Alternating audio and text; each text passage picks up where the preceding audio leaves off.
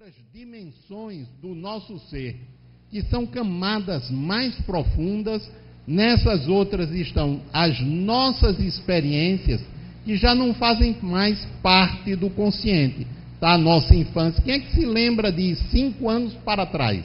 5 anos não de tempo agora, mas de idade. Normalmente a gente não lembra do primeiro ano de vida, segundo ano de vida, terceiro, quarto. Tem gente que lembra, né? Mas é muito pouco. Normalmente nós começamos a lembrar dos 5, 6, 7 anos em diante. E mesmo assim fragmentário, não completo. Mas para trás a gente não lembra. Quem é que lembra do momento do nascimento? Não lembramos. Quem é que lembra da vida intrauterina? E se a gente for para trás, o tempo de preparação para a vinda para cá, no plano espiritual, o espaço intervidas, a nossa existência no plano espiritual, antes de voltarmos para cá, a gente não lembra. Então tudo isso compõe o nosso inconsciente. A nossa essência, ela é o núcleo central. E se a gente fosse fazer uma representação disso aí, seriam o primeiro círculo mais central, a essência, o eu superior, ou, se vocês preferirem chamar de outra forma, Deus dentro de nós. Lembram que Jesus disse: o reino de Deus está dentro de vós.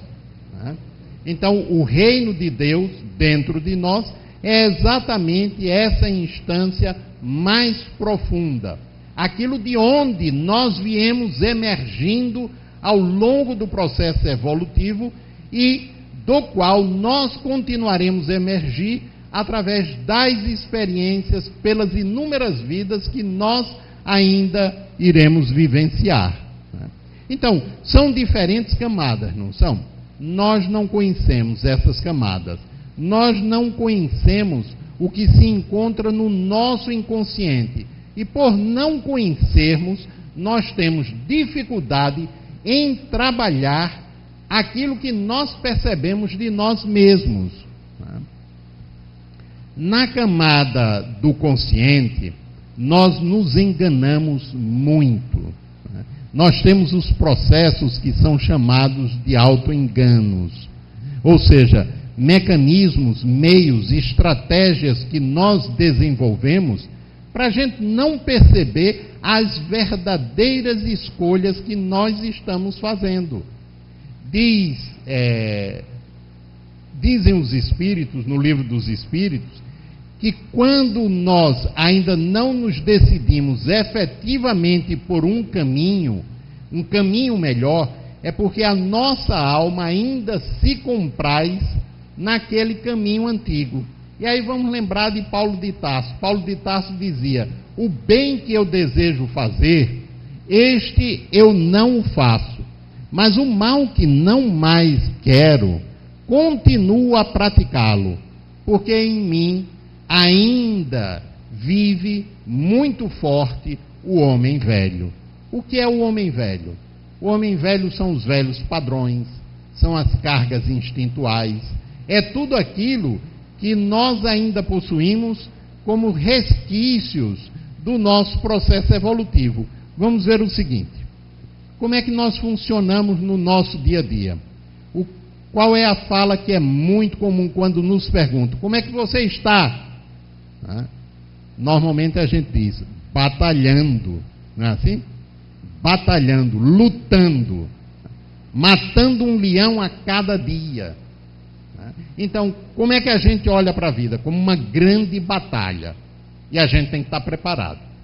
Se é uma grande batalha, a gente tem adversários, a gente tem opositores, a gente tem oponentes, a gente pode ter inimigos.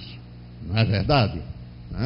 Então, sendo uma grande batalha, a gente tem que estar razoavelmente alerta ou alertas, porque a qualquer momento alguém vai tentar puxar o tapete da gente.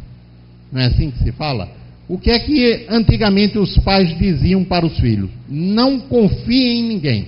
Você só pode confiar em seu pai e sua mãe. Quem já ouviu isso de pai e mãe? Eu mesmo ouvi. Né?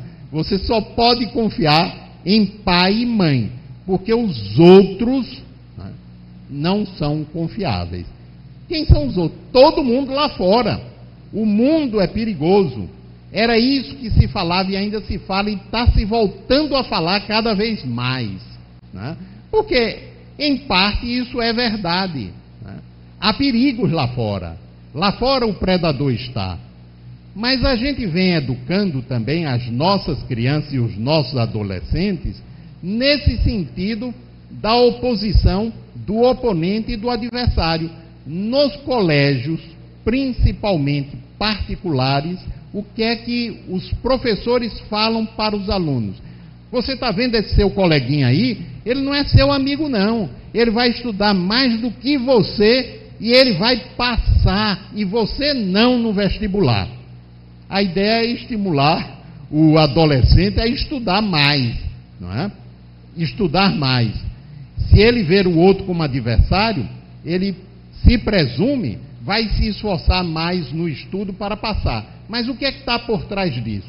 O que está por trás disso é a intenção do colégio de, no final do ano, próximo das matrículas, colocar um outdoor enorme mostrando quantos alunos ele conseguiu aprovar em vestibular, no Enem, etc., mostrando que aquele colégio é mais eficiente do que os outros. O que é que ele está fazendo? Competindo com os demais. Não é assim? Né? A gente vê isso daí. E aí o professor, muito bem instruído, né, pela direção da escola, muito provavelmente, e às vezes não precisa nem falar isso, porque ele acredita nisso, ele olha para o aluno que ali está e ele larga essa informação que vai influir sobre ele profundamente, porque vai tocar na carga instintual que ele já possui. Aí o que é que nós estamos observando? Adolescentes cada vez mais tensos, mais agoniados, porque tem que dar conta, né? Tem que fazer frente ao grande desafio que é crescer. Alguém aqui, quando era criança, lembra de ter pensado: eu não queria me tornar adulto, eu não queria crescer? Esse tipo de pensamento é muito frequente em crianças, é muito frequente, inclusive de verbalizar isso, chegar para os pais ou para alguém e dizer: eu não queria crescer, porque crescer lá dentro daquela criança, na essência daquela criança, há um ser que tem consciência do processo de desenvolvimento e aonde vai chegar, e a responsabilidade que isso acarreta no sentido do compromisso com a vida. E enquanto somos crianças, nós não temos esse compromisso. É a fase, digamos, mais leve que a gente passa aqui neste plano. É a fase de criança. Então, lá dentro da criança, de muitas, algumas não, algumas querem crescer logo. Eu lembro do meu neto, ele chegava e dizia: puxa, por que é que demora tanto para ficar adulto? Ele queria chegar logo. Eu acho que agora ele gostaria de não ter chegado. Gostaria de voltar um pouco para aquela fase anterior, uma vez que ele já chegou e agora ele começa a se dar conta, vai se dando conta, já se deu conta que ele tem compromissos com a vida. Então, há um ser que sabe dos compromissos que terá que assumir, que terá que enfrentar. E aí chega um adulto e começa a apontar o colega do lado, de quem ele é amigo, como um adversário. Toca direto na carga instintual. E aí aquela carga instintual ela fica sobreexcitada, e começa a tomar conta. E aí vem as crenças: eu tenho que ser melhor do que o outro, porque se eu não for melhor eu vou me dar mal. Isso, em termos da nossa sociedade, como ela está constituída, é verdade. Mas em termos do ser em evolução, isso não é verdadeiro. Eu não tenho que ser melhor do que o outro. Eu tenho que ser melhor do que eu fui ontem. Não é eu tenho, eu preciso. É muito bom que eu vá melhorando. Mas também é muito bom que eu me aceite da forma como eu me percebo e como eu me sinto. E a doutrina espírita, ela vem para mostrar a gente que nós não somos seres, né, que estamos vivendo uma luta permanente com o mundo. Nós somos seres que estamos buscando transformar o nosso mundo interior no sentido da gente se encaminhar para a grande realidade que a vida como um conjunto mostra para nós, que é a realidade espiritual. A gente pensa, ou muita gente pensa, que a gente vai viver a realidade espiritual depois que a gente morrer. Não, a gente já está vivendo, se a gente conseguisse compreender isso. Mas a gente ainda está tão imbuído das questões vinculadas às cargas atávicas do instinto, e a gente, como sociedade, a gente está organizado para vivê-las, né, que a gente não consegue pensar nem viver de outra forma. Bom, continuando, como é que a gente aprende que a gente deve funcionar em relação à sociedade onde a gente está inserido? Que a gente só é respeitado pelo que a gente tem, né? A gente não é respeitado pelo que a gente é. A gente é respeitado pelo que a gente tem. Eu não estou dizendo que isso seja verdadeiro, mas em termos sociais é assim que funciona. Daí tanta gente dos diferentes estratos sociais quererem ter apenas roupa de marca, né? Não é só porque a roupa de marca ela é de uma boa qualidade, mas porque a pessoa vai se sentir aceita, né, por ter aquela roupa, por ter aquele carro. Lembram da propaganda do Toyota, há uns 4 anos atrás, que aí o sujeito ia saindo do escritório, bem vestido, né, muito bem vestido, e aí uma pessoa bota a cabeça de fora, né, da sala onde está e parece que vai na direção daquele e é sugado por aquele sujeito. Aí ele vai passando e outros olham e são sugados, né?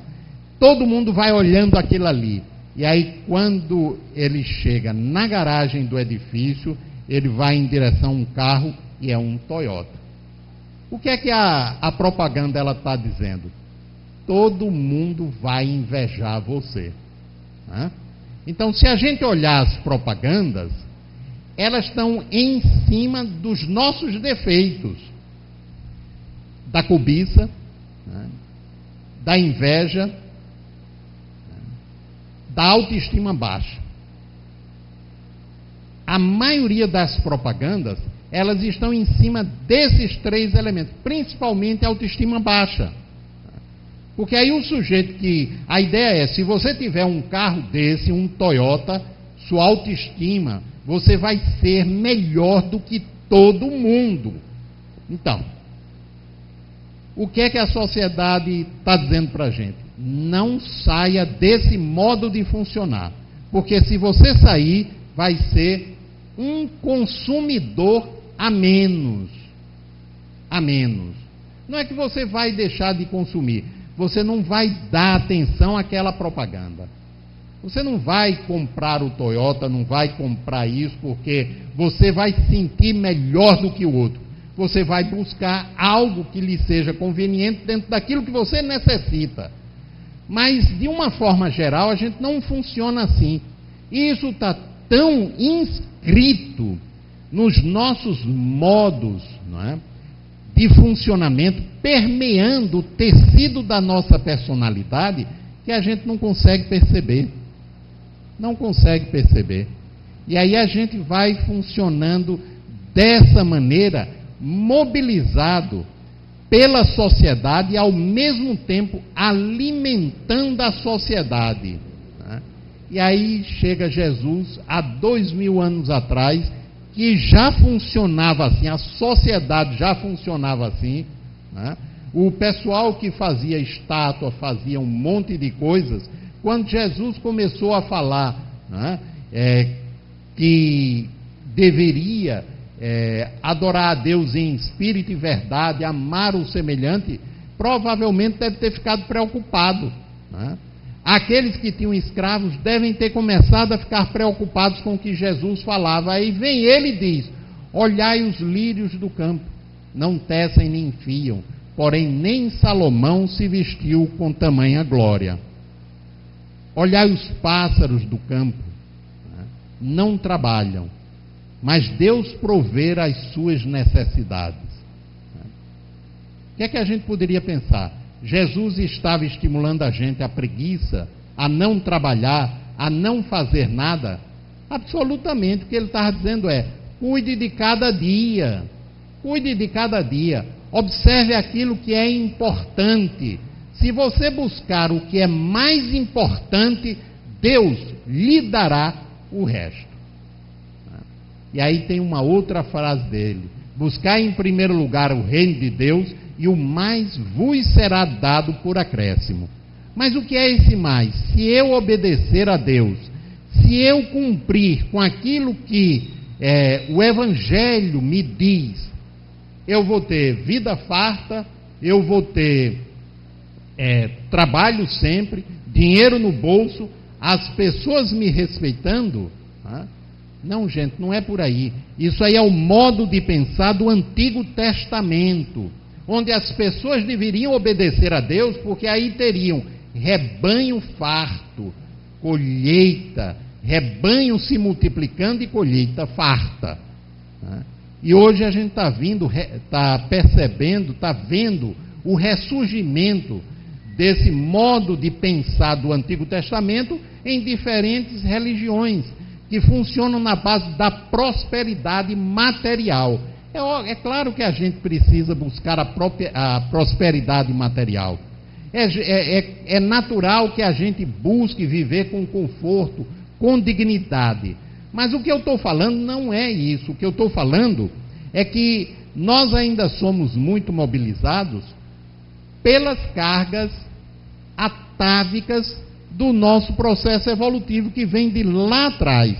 Vamos ver o seguinte: vocês conhecem os suricates? Já viram algum documentário dos suricates? Aquele bichinho que fica em pé, bem eretozinho, olhando a pradaria em volta. Ele não fica circulando, olhando tudo em volta. Você não vê o suricate quieto quase. É o tempo todinho alerta, olhando para um lado e para o outro. Por que ele fica olhando para um lado e para o outro? Ele olha para cima, ele olha para baixo, ele olha para os lados, porque ele tem a águia como predador, a cobra como predadora, coiote é aqui na América, né? Lobos e outros predadores que vêm por terra. Então ele tem que estar olhando para tudo que é lado, para cima, para baixo, o tempo todo alerta, que é para não ser apanhado. E ele tem que sair todos os dias em busca de comida, aquele estado de tensão quase que permanente, porque a qualquer momento vem o predador. Quem é que disse isso para ele? Primeiro, ele observa os mais velhos. Segundo, já está na carga genética dele, e já está na vivência dele enquanto espécie, que a gente sabe que os animais, eles também são seres espirituais.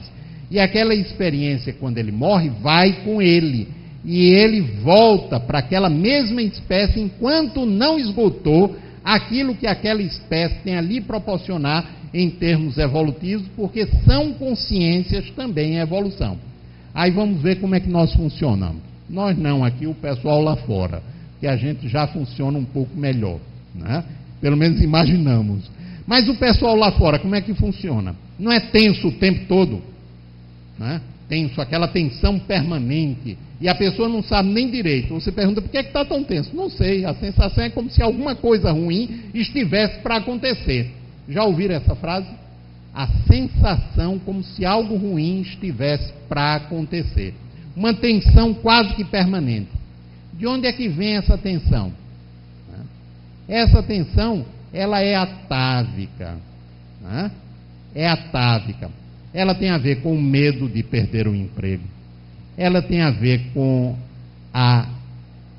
o desconhecido que é a vida, a partir do minutinho onde nós estamos vivendo. Ela tem a ver com toda a incerteza que a vida comporta. Não vai chegar nenhum predador voando, nem pelo solo. Pelo solo pode até ser um assaltante. Mas, de uma forma geral, a gente não tem mais os predadores como a gente tinha. Mas o que é que está ocorrendo na nossa sociedade? Estamos cada vez mais tensos, não estamos? Cada vez mais tensos. Cada vez mais com medo que amanhã a gente não vai conseguir ter o que a gente tem hoje. E a vida, ela é formada de tal maneira que de vez em quando ela produz coisas para mexer com a gente. Para mexer mesmo com a gente, para fazer com que a gente saia ou da estagnação ou do marasmo e a gente repense o nosso modo de viver, o nosso modo de funcionar na vida. Mas aí o que é que ocorre? A gente não consegue, por falta de informação, perceber esse propósito da vida. E aí a gente, muitas vezes, começa a pensar que a vida está contra a gente, quando, na verdade, a vida não está contra a gente. A vida, ela está a favor da gente. E ela é organizada pela sabedoria divina para encaminhar a gente para a transformação daquilo que a gente precisa transformar. Se a gente quiser perceber o que é que a gente precisa trabalhar aqui no plano físico, na atualidade, basta a gente olhar o modo da gente funcionar. Se a gente olhar o modo da gente funcionar, a gente vai conseguir perceber. Mas nós não somos treinados para isso. Nós não somos treinados para olhar e ver na publicidade, por exemplo, do Toyota, qual a intenção subjacente àquela propaganda. O que é que querem da gente? Nós não estamos treinados para a gente poder ir na escola e verificar o que é que os professores estão passando para os nossos filhos. Que estímulos eles estão dando? Se esses estímulos estão coerentes com o processo de renovação que nós acreditamos ou não. Nós não estamos treinados para a gente poder observar como é que a gente está funcionando em relação àquilo que Jesus nos deixou enquanto ensinamento e aquilo que o Espiritismo nos traz como revivescência do ensino do próprio Cristo. E aí o que é que ocorre? A gente cria uma área na gente em que a gente percebe que o propósito da vida é de nos conduzir a um aperfeiçoamento do ponto de vista espiritual, do ponto de vista social, do ponto de vista familiar e pessoal, mas em muitos aspectos a gente continua funcionando preso àquele atavismo. Eu vou dar um exemplo para vocês. Os exemplos que eu dou, por exemplo, relacionado com pacientes, eu pedi permissão a esses pacientes. Então, eu não tenho muitos exemplos para dar, porque eu só dou aqueles exemplos cujas pessoas que viveram essas situações me autorizaram a falar. Obviamente, eu não vou falar os nomes, e nem teria como vocês identificá-los. Por exemplo, há muitos anos atrás, uma senhora dos seus 38 anos de idade, mais ou menos, me procurou porque ela estava muito mal. Ela tinha um transtorno psíquico, de ansiedade generalizada e já descambando para uma depressão. E ela disse que ela não aguentava mais ficar no trabalho, né, onde ela estava, porque ela não suportava o chefe. E ela dizia que o chefe era autoritário, era tirano, era um déspota, era um sujeito desprezível, que vivia perseguindo-a, e ela sofrendo por conta dele. Ela disse: eu não consigo estar mais em paz em lugar nenhum, porque eu vivo pensando no meu trabalho. Final de semana, eu vivo pensando na segunda-feira que eu vou voltar para lá, e, portanto, eu vou reencontrá-lo. E ela estava muito mal, ou querendo já pedir demissão, ou prestes a ser demitida de tanto confronto que ela tinha com o chefe. Aí um dia ela entra no consultório e diz: ele não pode me falar assim, ele não pode me dizer isso, ele não tem o direito de fazer isso comigo. E aquilo foi dito com uma carga emocional tão forte que assim que ela se sentou, eu pedi que ela fechasse os olhos e repetisse a frase. Não demorou 30 segundos, não era mais aquela mulher de 38 anos. Era uma garotinha de 6, 7 anos, encolhida na poltrona, com os pés sobre a poltrona e chorando e falando bem baixinho: ele não pode fazer isso comigo. Ele não pode fazer isso comigo. E aí eu perguntei: quem? E ela disse: meu pai, falando baixinho, meu pai. O que foi que ele fez? Ele bateu novamente em mim. E aí a história que ela já tinha me falado, do pai, que era muito violento, espancava os filhos, não somente ela, todos os filhos, e ela estava ali, revivendo uma situação daquela. E aí ela começou a dizer: quando eu crescer, ninguém mais vai fazer isso comigo. Isso foi uma decisão. Por felicidade, ela caiu, ela regrediu direto para o momento da decisão. Direto para o momento da decisão. E aí, a partir daí, foi mais fácil lidar com a situação. Em cada sessão posterior, aquela criança era trazida novamente, era trabalhada, ela aprendeu a acolher aquela criança, que era ela, né? E aquela carga emocional foi se transformando até ela conseguir se reconciliar com um pai que já estava falecido há muitos anos, né? 2 meses depois, mais ou menos, ela chegou e disse: sabia que meu chefe está muito diferente? Está uma outra pessoa, está educado, mais tranquilo, né? Já não está mais me perseguindo. Depois ela conseguiu perceber que, na verdade, foi ela quem mudou. O chefe era o mesmo. Aí vocês vejam o seguinte: dentro dela, como um videotape, estava aquela criança. Aquela criança de 6, 7 anos de idade estava lá, na dimensão do inconsciente, sofrendo, né? Com ódio, com raiva e com medo da figura paterna.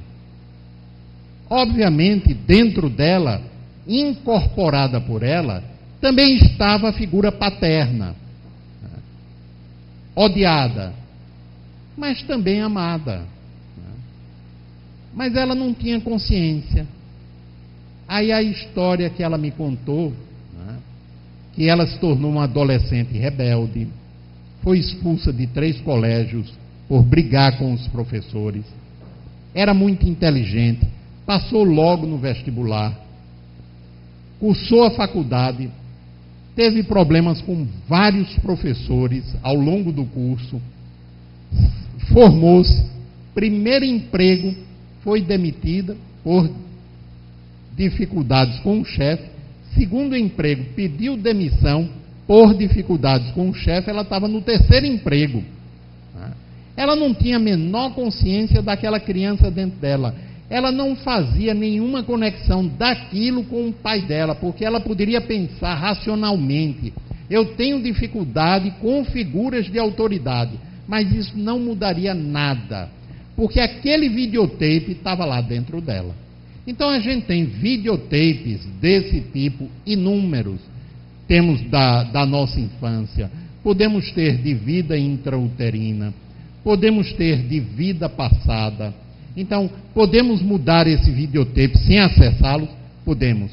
Agora, dá um trabalho enorme. E às vezes a gente não consegue, né? Porque a gente não tem consciência do que está lá dentro, né? Um homem, ele procurou ajuda, porque quando ele entrava no shopping, na época só tinha o Maceió, ele se sentia tenso. Todo mundo olhando para ele. Ele disse, eu nunca tive isso, por que é que eu estou tendo isso agora? Né? Nunca senti isso.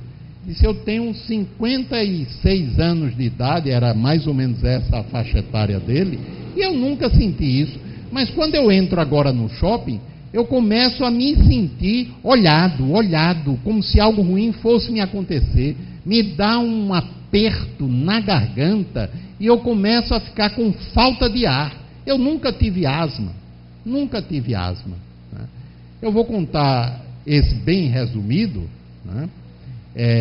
Apenas para ilustrar aquilo que eu estou conversando com vocês. É óbvio que tinha coisas da atualidade dele, coisas da personalidade, da infância dele, mas teve um momento, um dia que ele chegou, que ele estava com o pescoço doendo. E aí eu pedi que ele fechasse os olhos e se concentrasse no pescoço. E aí ele se concentrou. Daí a pouco ele foi ficando vermelho, né? E sufocando. Ele disse, eu estou com falta de ar, eu vou morrer. Né? E aí eu disse, deixe que isso aconteça. Ele disse, e se eu morrer? E aí eu tranquilizei-o, dizendo que ele poderia morrer na imaginação, mas que de verdade ele não iria morrer. Ele tinha um bom vínculo já comigo e havia confiança, e aí ele deixou. E aí ele entrou numa vivência em que ele estava sendo enforcado. Era um homem de 50 e poucos anos de idade, mais ou menos a faixa etária dele, da atualidade, e ele tinha sido responsabilizado por um crime que ele não cometeu. Foi preso e ele estava sendo enforcado. E a multidão na praça olhando o enforcamento. Né? E aí ele vivenciou a morte, depois a gente repetiu isso, né?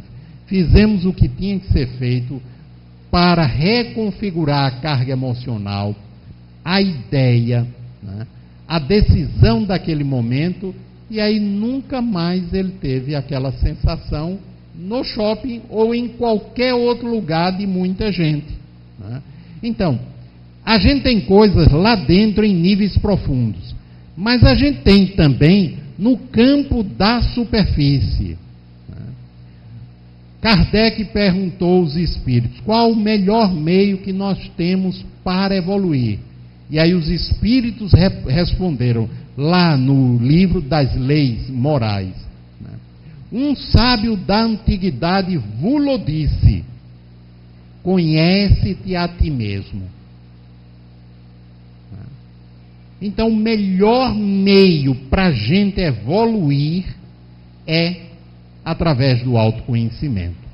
E a gente só pode realizar isso se a gente desenvolver a capacidade de se observar. Né? E se a gente tiver disponível para a gente fazer coisas que auxiliem a que o material que está escondido venha à tona. E esse eu capaz de se observar, ele precisa desenvolver capacidade de acolhimento, de não julgamento, de equanimidade, ou seja, olhar para o que é bom dentro de mim sem apego, olhar para o que eu considero ruim, desagradável dentro de mim, sem rejeição, sem apego e sem rejeição, acolhimento, porque sem o acolhimento, quando as coisas boas eu vou me apegar, e eu vou acreditar que eu sou só aquilo. As coisas que eu considero ruins, Eu vou tentar repelir, rejeitar, me livrar. E aí o que é que acontece? Mente inconsciente não conhece o não. E por não conhecer o não para a mente inconsciente representa o sim ao quadrado. Eu digo, não quero sentir isso. A mente inconsciente entende como se eu quisesse, dana-se a repetir. Eu não quero pensar isso. Aí é que a gente pensa. Com o acolhimento, perde força. Eu não energizo o que está no meu inconsciente. Eu não energizando, aquilo que veio à tona volta lá para dentro, volta com menos energia. Eu não estou alimentando aquilo que eu quero modificar. Então, se eu entendo isso, eu vou treinar-me no ego, eu observador, para ser capaz de acolher o que há de bom em mim, percebendo como partes de mim, o que há de ruim, que eu considero ruim, desagradável, como sendo parte de mim, mas eu, na minha totalidade, sou muito maior do que isso. Eu sou infinitamente maior do que tudo isso, porque nós somos também deuses. Jesus não falou, vós sois deuses? Quando ele disse, vós sois deuses, é a mesma coisa de quando ele disse, o reino de Deus está dentro de vós. Ou seja, nós somos poderosos seres espirituais. Agora, a gente precisa tomar cuidado com isso, porque o ego, ele tem uma parte, que ele quer acreditar que é só isso. É um ser muito poderoso. E quando o ego quer acreditar que é um ser poderoso, é para fulminar aqueles que contrariam a ele. Quando a gente está muito aborrecido com alguém, normalmente a gente tende a querer aquela pessoa de lado, Se for no trânsito, então, o cara faz uma barbeiragem, passa na frente da gente. O pensamento mais delicado que vem, se fosse uma jamanta, esse infeliz não faria isso. Não é assim? Eu não vou dizer vocês, mas o pessoal lá fora pensa assim. Eu, de vez em quando, penso assim. Se fosse um caminhão. Aí eu lembro, respiro profundo, e tento controlar isso. E aí, só lembrando a mensagem aqui que a gente leu no começo, que ela diz algo que vem a calhar para isso que nós estamos conversando.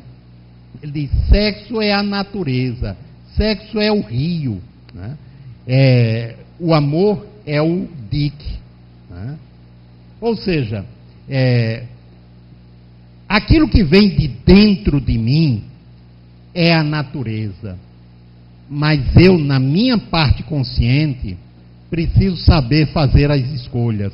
Porque senão eu vou ficar como muitas vezes a gente se sente, acreditando que eu não tenho força, que eu sou impotente, eu sou incapaz para escolher um caminho diferente daquilo que eu estou trilhando. E não é verdade. Vamos imaginar o seguinte, eu estou querendo fazer dieta. E aí eu chego numa festa e tem uma mesa farta, daquelas que significa um convite para dar uma pausa na dieta. Mas eu já aprendi que é muito importante que eu me reeduque. Mas aí eu olho para a mesa e uma parte de mim diz, puxa, eu estou me reeducando, eu posso comer dentro da quantidade que o meu corpo precisa. Mas aí uma outra parte diz, que nada, deixa isso para lá, amanhã você continua. Amanhã você retoma, agora não. E aí, voltando para o livro dos Espíritos, os Espíritos dizem, quando eu não decido por aquilo que eu já sei que é o mais adequado para a minha evolução, é porque o meu espírito ainda se compraz nas coisas antigas, naquilo que caracteriza o homem velho, o homem antigo, no dizer de Paulo de Tarso. Então eu estou dividido, né? Na verdade, o que eu quero é ir lá avançar na mesa. Mas tem uma outra parte que diz que aquilo já não é conveniente, não me convém. Tudo me é permitido, disse Paulo, porém nem tudo me convém. E eu já desenvolvi o livre-arbítrio, né, que me torna capaz de escolher diferente daquilo que a minha carga instintual me pede. Se eu não for fazendo essas escolhas, o que é que eu estou dizendo para todo o meu mundo interior? O que é que eu estou dizendo para a vida? Puxa, eu já sei que é por aqui, mas deixa eu ir por aqui um pouquinho ainda. Aí lembrando ainda Jesus, a porta que conduz à salvação, à evolução, ela é estreita. A porta que conduz à perdição, ela é larga. Aí a gente precisa entender esses termos, porque ninguém está perdido, né? Nem ninguém precisa ser salvo de nada. Tudo é questão de conscientização e de escolha. Eu posso continuar liberando minha carga instintual pelo tempo que eu quiser. A vida me concede essa liberdade, mas tem consequências, né? E as consequências não é Deus me castigando, não. É o resultado da minha escolha. Eu vou lá na festa, aí eu como. No dia seguinte, né, eu já deixei de lado a dieta. Eu continuo comendo. E aí aqueles quilos que eu perdi, quem perde encontra, eu os readquiro novamente. E aí eu olho para mim e digo, ou por causa do espelho, porque eu sei que não é saudável, eu digo, puxa, eu não quero mais isso, né? Eu não quero, mas é difícil fazer dieta. Não é difícil. São escolhas. Agora, como eu perceber a escolha que eu estou fazendo significa assumir responsabilidade pela mesma, eu dou um jeito de me enganar. De dizer que eu não estou fazendo a escolha, que eu sou impotente, ou eu tenho dificuldade, ou seja lá o que for. Na verdade, são escolhas, né? E a gente faz escolhas tanto no nível consciente como no nível inconsciente. Eu atendi, por exemplo, um rapaz que ele, no nível consciente, ele dizia, eu quero estudar para o concurso, eu preciso estudar para o concurso, porque senão eu não vou passar. E aí o que é que vai ser de mim? Anos e anos só estudando para concurso? Eu já tenho 25 ou 26 anos, o que ele tinha na época, e eu não quero mais isso.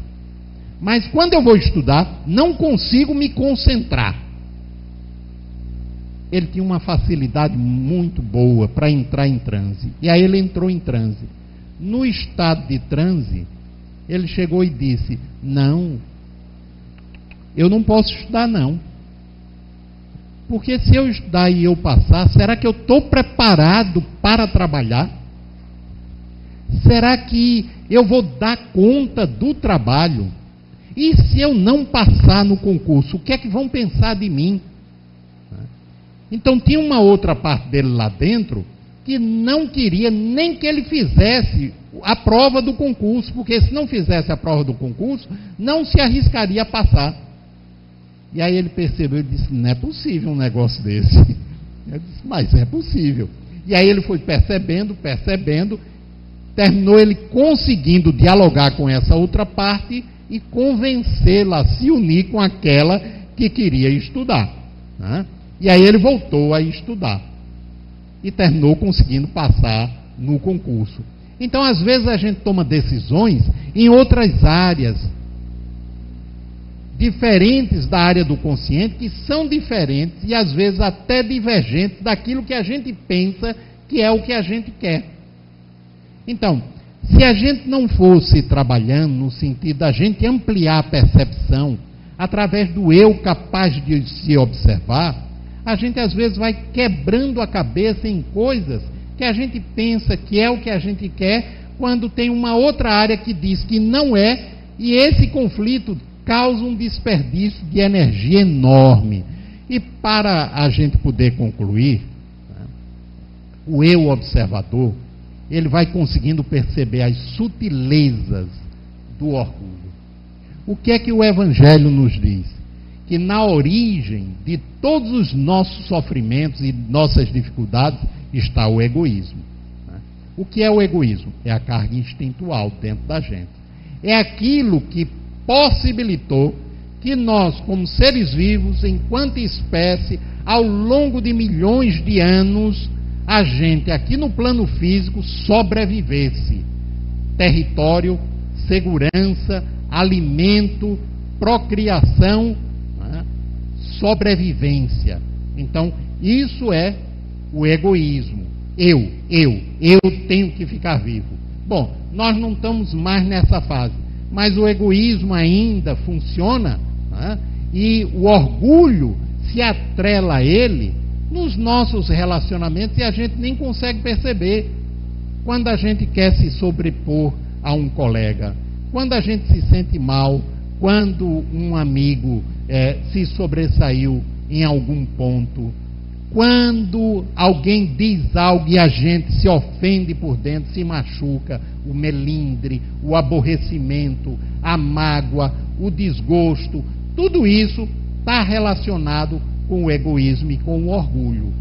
Se a gente consegue desenvolver o eu capaz de se observar, toda vez que a gente estiver aborrecido, magoado, melindrado, agastado, seja lá o que for, a gente vai voltar o holofote para a gente, prestando atenção no que a gente pensa, no que a gente sente, nas nossas reações e no que vem de dentro da gente. E aí, o mundo interior da gente, percebendo que estamos com sinceridade, querendo ampliar a nossa capacidade de percepção sobre nós mesmos, começa a liberar o que está lá dentro. A princípio a gente não gosta, que aí a gente vai confirmando a natureza ainda profundamente egoísta do nosso funcionamento.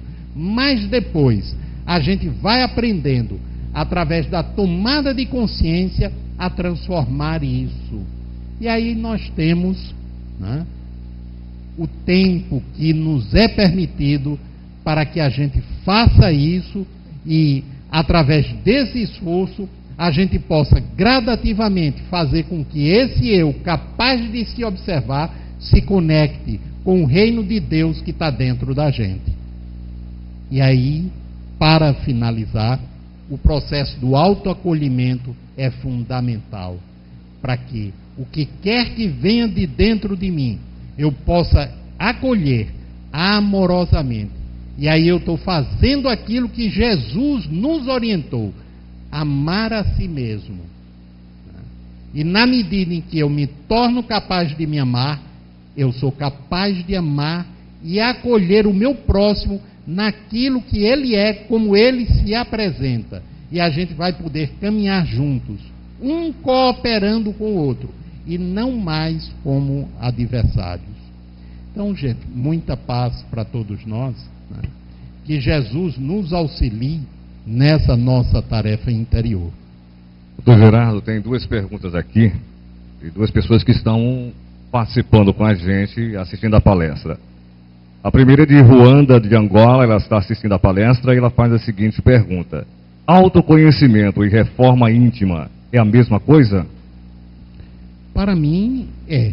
Autoconhecimento e reforma íntima é a mesma coisa. Porque eu não tenho como realizar as mudanças necessárias se eu não me conhecer cada vez mais profundamente. Porque, como eu disse logo no início, a gente percebe que, por mais esforço que a gente faça, a gente continua repetindo alguns padrões. Então, esses padrões, eu preciso me aprofundar neles, através do autoconhecimento, para que eu possa transformá-los. Lucas de Maceió: qual o amparo que o Espiritismo oferece para essa viagem dentro de nossa alma? Uma vez que Dr. Bezerra de Menezes diz que nossas chagas interiores só nós mesmos podemos curar. O Espiritismo, através das suas lições, nos fornece as instruções, as orientações, para que a gente consiga fazer isso. Mas a gente não pode, nem deve ficar só no campo intelectual, porque o cognitivo, ele é limitado para fazer esse trabalho. Mas é através do cognitivo ego que eu preciso começar isso, para que o ego treinado, ele consiga ir para o campo emocional, porque é no campo emocional intuitivo onde boa parte desse trabalho é realizado. E aí entram as tarefas no campo da caridade. As tarefas no campo da caridade é para que a gente treine o nosso encontro com o outro. E através do encontro com o outro, eu me aperfeiçoe no encontro comigo. E o desenvolvimento do ego, através da introspecção, para que o ego, indo ao encontro das instâncias mais profundas, consiga encontrar o outro dentro de si, através do Deus interior.